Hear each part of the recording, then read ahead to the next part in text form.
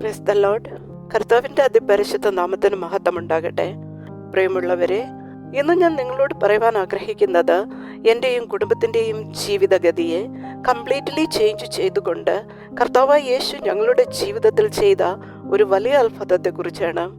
ഞങ്ങളുടെ കുടുംബാംഗങ്ങൾക്കും ദേശനിവാസികൾക്കും ഉത്തരം ലഭിക്കാത്തതും വിശ്വസിക്കാനാകാത്തതുമായ ഹൃദയ പരിവർത്തനത്തിന്റെ ഒരു അത്ഭുത സാക്ഷ്യം. പ്രിയ സഹോദരങ്ങളെ, ഉൽപ്പത്തിയുടെ പുസ്തകം 32-ാം അധ്യായം അതിന്റെ 26-ാം വചനത്തിൽ സ്വർഗദൂതൻ യാക്കോബിനോട്, എന്നെ വിടുക, ഉഷസ്സുദിക്കുന്നുവല്ലോ എന്ന് പറഞ്ഞതിന് നീ എന്നെ അനുഗ്രഹിച്ചല്ലാതെ ഞാൻ നിന്നെ വിടുകയില്ല എന്നവൻ പറഞ്ഞു.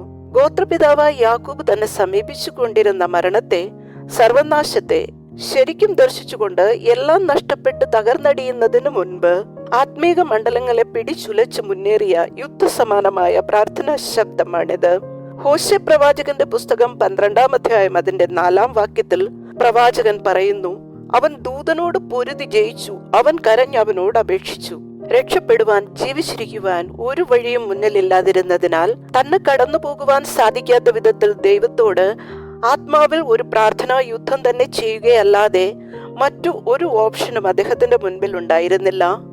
ആ മനുഷ്യന്റെ ഉള്ളിലെ അതിശക്തനായ നിഗൂഢ മനുഷ്യന്റെ ദൃഢനിശ്ചയത്തിന്റെ, വിശ്വാസത്തിന്റെ മുൻപിൽ പരാജയപ്പെട്ടു പോയ ദൈവമായ കർത്താവ് അവന് രാജ്കുമാർ എന്ന അർത്ഥമുള്ള ഇസ്രായേൽ എന്ന പുതിയ ഒരു പേര് നൽകി അനുഗ്രഹിച്ചു. ആമേൻ. പ്രിയമുള്ളവരെ, ഈ കഥ എങ്ങനെ എന്റെയും കൂടെ സാക്ഷ്യമായി തീർന്നുവെന്നുള്ളതാണ് ഇന്ന് ഞാൻ നിങ്ങളോട് പറയുവാൻ ആഗ്രഹിക്കുന്നത്. ഞാൻ കഴിഞ്ഞ സാക്ഷ്യത്തിൽ പറഞ്ഞതുപോലെ ഒരു മാരകമായ രോഗത്തിൽ നിന്ന് അത്ഭുതകരമായി എന്റെ ഭർത്താവിനെ കർത്താവ് സൗഖ്യമാക്കി. അന്ന് ഞാൻ ചിന്തിച്ചു, എന്റെ ഭർത്താവിന് കർത്താവിനായി ജീവിക്കുമെന്ന്. പക്ഷെ അങ്ങനെ ഒന്നും സംഭവിച്ചില്ല. കർത്താവായ യേശു എന്ന അദ്ദേഹത്തിന്റെ ശരീരത്തെ മാത്രമേ സൗഖ്യമാക്കിയിരുന്നുള്ളൂ. ആയതിനാൽ അദ്ദേഹം പിന്നെയും തന്റെ പഴയ ജീവിതം തന്നെ തുടർന്നുകൊണ്ടിരുന്നു. വളരെ ദൃഢമായ ചില സുഹൃത്ത് ബന്ധങ്ങളിലും സൊസൈറ്റിയിലെ എല്ലാവരും ഭയത്തോടെ വീക്ഷിക്കുന്ന ഗ്രൂപ്പുമായും അദ്ദേഹം മുന്നോട്ട് പോയിക്കൊണ്ടിരുന്നു. അവരുടെ ഓപ്പോസിറ്റ് ഗ്രൂപ്പുകളും ശക്തമായിരുന്നതിനാൽ ക്രമേണ രാത്രിയും പകലും ഒരുപോലെ അസമാധാനം മാത്രം ജീവിതത്തിൽ സംഭവിച്ചു കൊണ്ടിരുന്നു. എന്നാൽ എന്റെ ഭർത്താവ് തന്റെ ഗ്രൂപ്പിനോടുള്ള ആത്മാർത്ഥതയുടെയും കുടുംബത്തോടുള്ള സ്നേഹത്തിന്റെയും മധ്യത്തിൽ വളരെ മാനസിക സമ്മർദ്ദം അനുഭവിച്ചിരുന്നു. മദ്യം അദ്ദേഹം ഉപേക്ഷിക്കുവാൻ ആഗ്രഹിച്ചുവെങ്കിലും സാധിക്കുന്നുണ്ടായിരുന്നില്ല. എതിർ ഗ്രൂപ്പിന്റെ ആക്രമണത്തിൽ നഷ്ടപ്പെട്ടു പോയ തന്റെ ആത്മാർത്ഥ സുഹൃത്തിന്റെ വേർപാട് അദ്ദേഹത്തെ മാനസികമായി തകർത്തു കളഞ്ഞു. എങ്ങനെ ഈ ട്രാപ്പുകളിൽ നിന്നും അദ്ദേഹത്തെ രക്ഷിക്കാം എന്ന് എനിക്ക് മനസ്സിലാകുന്നുണ്ടായിരുന്നില്ല. എന്നാൽ ക്രമേണ വീണ്ടും അദ്ദേഹത്തിന്റെ സൗഖ്യം നഷ്ടമായി. അദ്ദേഹത്തിന്റെ ഒരു പല്ല് എതിർദിശയിൽ വളർന്ന് ഗമ്മിനുള്ളിൽ തന്നെ കുടുങ്ങിപ്പോയി. ഫേസിന്റെ ഒരു സൈഡ് മുഴുവനും സ്വെല്ലിങ്ങും വേദനയുമായി ഒരു സ്വസ്ഥതയുമില്ല. ജോലി സ്ഥലത്തും ബിസിനസ്സിലും എല്ലാം വീഴ്ചയും പരാജയവും, പിന്നെ ചില പോലീസ് കേസുകളും. രാത്രികളിൽ കണ്ണുകൾ അടച്ചാൽ ഉടൻ അദ്ദേഹം പറയും, എന്റെ ഫ്രണ്ട് വന്ന് വിളിക്കുന്നു, പോകണം, ഭയം തോന്നുന്നു. അവിശ്വസനീയമായ വിധത്തിൽ ഞങ്ങൾ വസിച്ചിരുന്ന ഭവനത്തിൽ ഉറങ്ങുവാൻ കഴിയാത്ത അവസ്ഥ ആയിത്തീർന്നു. കണ്ണുകൾ അടച്ചു കഴിഞ്ഞാൽ അദൃശ്യ ശക്തികൾ അഗാധതയിലേക്ക് വലിച്ചു കൊണ്ടുപോകുന്ന ഫീലിംഗ്സ് ഉണ്ടാകുന്നതിനാൽ പല രാത്രികളിലും എന്റെ ഭർത്താവും കുഞ്ഞുങ്ങളും സുഖമായി ഉറങ്ങുവാനായി ആഗ്രഹിച്ചുകൊണ്ട് പ്രഭാതം വരെയും ഞാൻ ബൈബിൾ വായിച്ചു കൊണ്ടിരുന്നിട്ടുണ്ട്. ഇതെല്ലാം കൂടി ഒരു എക്സ്ട്രീം അവസ്ഥയിൽ എത്തിയ ദിവസം അദ്ദേഹം ഒരു ചെറിയ ബോട്ടിൽ എന്നെ കാണിച്ചുകൊണ്ട് പറഞ്ഞു, ഞാൻ പോയിസൺ കഴിച്ച് മരിക്കുവാൻ തീരുമാനിച്ചിരിക്കുന്നു. എന്തെന്നാൽ ഇങ്ങനെ എനിക്ക് വാസ്തവമായി മുന്നോട്ട് പോകുവാൻ കഴിയുന്നില്ല. ആ മിനിറ്റുകളിലെ എന്റെ മാനസികാവസ്ഥ വ്യക്തമാക്കുവാൻ എനിക്ക് ശബ്ദം പോലും കിട്ടുന്നില്ല. വാസ്തവത്തിൽ ഞാൻ ഭയന്നു പോയിരുന്നു. ആത്മഹത്യ ചെയ്ത ഒരാളുടെ ഭാര്യ എന്ന നിലയിൽ 2 വളരെ ചെറിയ കുഞ്ഞുങ്ങളുമായി ആ ദേശത്ത് ജീവിക്കുക എന്നത് ചിന്തിക്കുവാൻ പോലും എനിക്ക് കഴിയുന്ന കാര്യമായിരുന്നില്ല. ആയതിനാൽ ഞാൻ എന്റെ യേശുവേ എന്ന് വിളിച്ചു പോയി. എന്നാൽ വളരെ വേഗം ഞാൻ എന്റേതായ രീതിയിൽ അദ്ദേഹത്തെ സമാധാനിപ്പിക്കുവാനും ആശ്വസിപ്പിക്കുവാനും ശ്രമിച്ചു. എന്റെ ദീനത കണ്ട് അദ്ദേഹം എന്നോട് പറഞ്ഞു, നിനക്ക് ഞാൻ 24 മണിക്കൂർ സമയം നൽകാം. ആ സമയത്തിനകം നിന്റെ ദൈവം എന്നെ ഈ സംഘർഷങ്ങളിൽ നിന്നും രക്ഷിച്ചില്ല എങ്കിൽ നീ പിന്നൊരിക്കലും എന്നെ കാണുകയില്ല. അപ്പോൾ ഒരല്പം ആശ്വാസവും പ്രതീക്ഷയും എനിക്ക് ലഭിച്ചു. ഞാൻ ആ രാത്രി മുഴുവനും പ്രാർത്ഥിച്ചുകൊണ്ടിരുന്നു. അങ്ങനെ സഹായിച്ചില്ല എങ്കിൽ ഞാൻ എന്നും പ്രാർത്ഥിച്ചിട്ടും അങ്ങന്റെ രക്ഷകനായ എന്റെ ദൈവമാണെന്നും പറയുന്നതിൽ ഒരർത്ഥവുമില്ല കർത്താവേ. പിന്നീട് എന്നെയും കുഞ്ഞുങ്ങളെയും ജീവിക്കുവാൻ സഹായിക്കാം എന്നുള്ള ഒരു ഓപ്ഷനും എനിക്ക് വേണ്ട കർത്താവേ എന്നെല്ലാം ഞാൻ കർത്താവിനോട് പറഞ്ഞുകൊണ്ടേയിരുന്നു. പക്ഷെ പ്രഭാതത്തിലും അദ്ദേഹത്തിന്റെ ഒരു പ്രശ്നങ്ങൾക്കും വേദനകൾക്കും പരിഹാരം വരുത്തുവാൻ സാധ്യമായ യാതൊരു മാറ്റവും മാർഗവും ഉണ്ടായില്ല.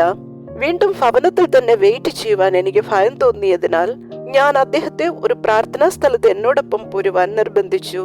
എന്റെ അഭ്യർത്ഥന നിരസിക്കുവാൻ സാധിക്കാതിരുന്നതിനാൽ അദ്ദേഹം എന്നോടൊപ്പം പോരുകയായിരുന്നു. കർത്താവായ യേശുവിന്റെ ഒരു നിയോഗം എന്ന പോലെ ഞാൻ അദ്ദേഹവുമായി ധാരാളം പേർ കൂടി വരുന്ന ആ പ്രാർത്ഥനാ സ്ഥലത്ത് എത്തിച്ചേർന്നു. ആ സമയങ്ങളിലെല്ലാം ഞാൻ കർത്താവിനോട് വളരെ സങ്കടത്തോടെ എന്നെ കൈവിട്ട് കളയരുതേ, എന്നെ ഉപേക്ഷിക്കരുതേ, അരുതേ എന്ന് അപേക്ഷിച്ചു കൊണ്ടിരുന്നു.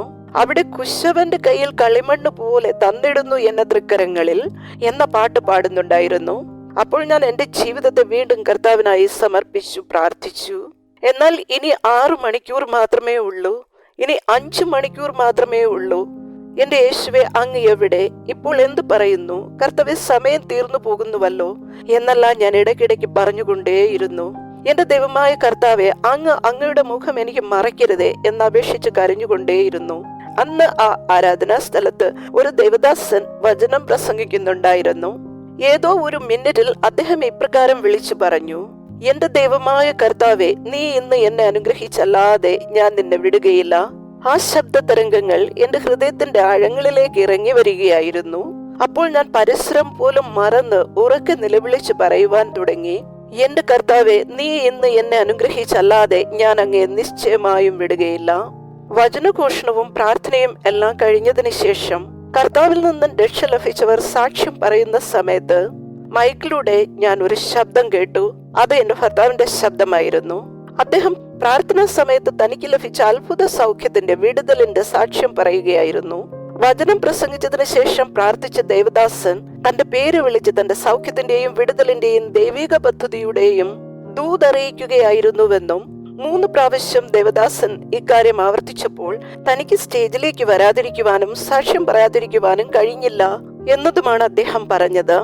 ആ സമയത്ത് തന്നെ കർത്താവ് അദ്ദേഹത്തെ സൗഖ്യമാക്കുകയും ഈ ലോകത്തിലെ സകല പാപശാപ രോഗബന്ധനങ്ങളെയും തകർത്തുകൊണ്ട് തന്റെ ആത്മാവിനാൽ നിറയ്ക്കുകയും ചെയ്തു. സ്തോത്രം. 20 മണിക്കൂറിലെ കൂരിരുളിന്റെ താഴ്വര ഞങ്ങളെ കടന്നുപോയി. ആമേൻ, ഹല്ലേലൂയ.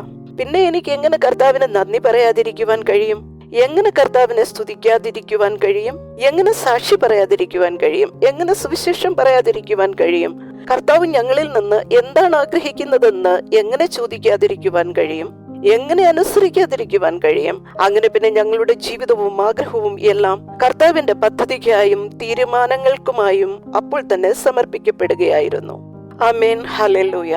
ഞങ്ങൾ തിരിച്ചു വന്നപ്പോൾ എന്റെ ഭർത്താവിന്റെ അമ്മ അദ്ദേഹത്തെ കണ്ട് ഇപ്രകാരം പറഞ്ഞു, എന്റെ മകൻ പുതിയ മനുഷ്യനായി തീർന്നിരിക്കുന്നു, ഞാൻ ഇവനെ അറിയുന്നില്ല. പിന്നെ ധാരാളം പേർ ചോദിച്ചു, പറഞ്ഞു, മിസ്റ്റർ വിജയ്, താങ്കൾക്ക് എന്ത് സംഭവിച്ചു? സത്യത്തിൽ എന്താണ് സംഭവിച്ചത് മനസ്സിലാകുന്നില്ലല്ലോ എന്ന്. ആർക്കും വിശ്വസിക്കുവാൻ കഴിയാത്ത തരത്തിലുള്ള ഒരു പുതിയ മനുഷ്യനായി അദ്ദേഹം മാറ്റപ്പെട്ടു കഴിഞ്ഞിരുന്നു. ഇതാണ് അദ്ദേഹത്തിൽ സംഭവിച്ചത്. ഇപ്പോൾ നിങ്ങളുടെ സംശയങ്ങൾക്ക് ഉത്തരം ലഭിച്ചു എന്ന് ഞാൻ വിശ്വസിക്കുന്നു. പക്ഷേ ഇന്ന് ഞാൻ വ്യക്തമായി അറിയുന്നു, ആ കഷ്ടതകൾ ദൈവിക പദ്ധതിയുടെ ഭാഗമായിരുന്നുവെന്ന്. ഇന്ന് അനേകം വർഷങ്ങൾക്ക് ശേഷം അന്ന് ഒരു അനുഗ്രഹം, വിടുതൽ, ആത്മരക്ഷ ഞങ്ങൾക്ക് കർത്താവ് നൽകിയതിനാൽ എന്ത് പ്രയോജനമുണ്ടായി എന്ന് ചോദിച്ചാൽ പ്രഭാതവും രാത്രിയും വന്നിരിക്കുന്നു എന്ന് ഞങ്ങൾക്ക് പറയുവാൻ കഴിയും. എല്ലാ ബഹുമാനവും മഹത്വവും പുകഴ്ചയും കർത്താവിന് നൽകുന്നു. ആമേൻ, ഹല്ലേലൂയ. അതേ പ്രിയമുള്ളവരെ, നിന്റെ കണ്ണുനീർ നിന്റെ മരണം വരെയും ഞാൻ അവസാനിപ്പിക്കുകയില്ല എന്ന് വ്യക്തമായി പറഞ്ഞുകൊണ്ട് എന്റെ മുൻപിലേക്ക്, എന്റെ കുടുംബത്തിലേക്ക് നടന്നെടുത്തുകൊണ്ടിരുന്ന മരണത്തിന്റെ കാലൊച്ച കേട്ട് 2 ചെറിയ കുഞ്ഞുങ്ങളുമായി സ്തംഭിച്ചു നിന്നുപോയ നിമിഷങ്ങൾ, മണിക്കൂറുകൾ, എന്റെ ആ നിസ്സഹായതയിൽ എന്റെ കർത്താവായ യേശു അല്ലാതെ മറ്റു ഒരു ഓപ്ഷനും എന്റെ മുമ്പിൽ ഇല്ലാതിരുന്ന ആ ദിവസം ഞാനും യാക്കോബിനെ പോലെ പ്രാർത്ഥനയിൽ ഒരു യുദ്ധം തന്നെ ചെയ്യുകയായിരുന്നു. അന്ന് ഞാൻ എന്റെ ഹൃദയത്തിന്റെ ഉള്ളിൽ നിന്ന്, കർത്താവെ, അങ്ങ് ഇന്ന് എന്നെ അനുഗ്രഹിച്ചല്ലാതെ ഞാൻ അങ്ങയെ നിശ്ചയമായും വിടുകയില്ല എന്ന് പറഞ്ഞുകൊണ്ടേയിരുന്നു. പ്രിയ സഹോദരങ്ങളെ, നിങ്ങൾ ഇപ്പോൾ എവിടെയാണ്? ജീവിതത്തിന്റെ കൂരിരുളിന്റെ താഴ്വരയിൽ ഭ്രമിച്ചു നിൽക്കുകയാണോ? കൂരിരുൾ നിങ്ങളെ പൂർണ്ണമായും മൂടിക്കളയുന്നതിന് മുൻപ് കർത്താവിനോട് പറയാമോ, ഇന്ന് അങ്ങ് എന്നെ അനുഗ്രഹിച്ചല്ലാതെ ഞാൻ അങ്ങയെ വിടുകയില്ല എന്ന്? ഇതല്ലാതെ നിങ്ങളുടെ മുമ്പിലും മറ്റു ഒരു ഓപ്ഷനും ഇപ്പോൾ ഇല്ല എന്നതാണ് സത്യം. കർത്താവ് ആരോടും പക്ഷപാതം കാണിക്കുന്നില്ല, കർത്താവിന് മുഖപക്ഷവുമില്ല. ആമേൻ, ഹല്ലേലൂയ. കർത്താവ് യേശു നമ്മെ ഏവരെയും വീണ്ടും അനുഗ്രഹിക്കട്ടെ എന്ന് പ്രാർത്ഥിച്ചുകൊണ്ട് ഈ സാക്ഷ്യത്തിൽ നിന്നും വിരമിക്കുന്നു. ആമേൻ.